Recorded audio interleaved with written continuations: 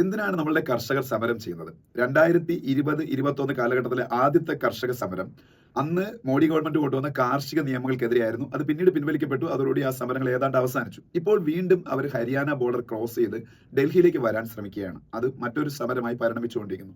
അതിന്റെ കാരണം എന്താണെന്ന് വെച്ചാൽ ഏതാണ്ട് 23ഓളം കാർഷിക വിളകൾക്ക് ഗവൺമെന്റ് താങ്ങുവില കൊടുക്കുന്നുണ്ട്. ഈ താങ്ങുവില നിയമം മൂലം ഇന്ത്യയിൽ ഉറപ്പാക്കണം എന്നുള്ളതാണ് കർഷകരുടെ ആവശ്യം. പക്ഷേ അത് കേന്ദ്ര ഗവൺമെന്റിന് കുറെ ചർച്ചകൾക്ക് ശേഷം മാത്രമേ നടപ്പാക്കാൻ കഴിയൂ. അതിന്റെ ഒരു പ്രധാന കാരണം വിദഗ്ധർ പറയുന്നത് ഈ കാർഷിക വിളകൾക്കുള്ള താങ്ങുവില നിയമവിധേയമാക്കിയാൽ സാധനങ്ങൾക്ക് അനിയന്ത്രിതമായ വിലക്കയറ്റം ഉണ്ടാവാനുള്ള സാധ്യത ഉണ്ടെന്നാണ്. അതായത് പണപ്പെരുപ്പ് അതുവഴി ഉണ്ടാവും. അപ്പോൾ കർഷകർക്ക് അത് ഗുണകരമാണെങ്കിലും നമ്മളെപ്പോലുള്ള ഈ കൺസ്യൂമേഴ്സ്, അതായത് ഇത് വാങ്ങി ഉപയോഗിക്കുന്ന ആൾക്കാർക്ക് വിലക്കയറ്റം താങ്ങാൻ പറ്റാത്തതാവാനുള്ള ഒരു സാധ്യത ഉണ്ടെന്ന് പറയപ്പെടുന്നു. അതുപോലെ തന്നെ വലിയ രീതിയിൽ ഗവൺമെന്റിന് അധിക ധനഭാരവും അടിച്ചേൽപ്പിക്കാൻ സാധ്യത ഉള്ള ഒരു കാര്യമാണ്. എന്തായാലും കർഷകരുടെ ആവശ്യങ്ങൾ പരിഗണിക്കപ്പെടേണ്ടതാണ്. ഇതിൽ അനുകൂല നിലപാട് ഭാവിയിൽ ഉണ്ടാവുമെന്ന് നമുക്ക് കരുതാം.